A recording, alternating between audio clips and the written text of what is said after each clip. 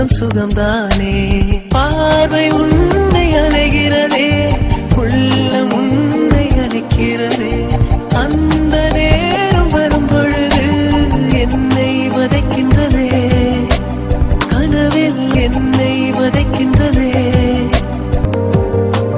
சாரல் மழை துளியில் உன் ரகசியத்தை வெளிப்பார்த்தேன். நானும் நான் அறிந்தேன், கொஞ்சம் பனிப்பூவாய் நீ குறுக.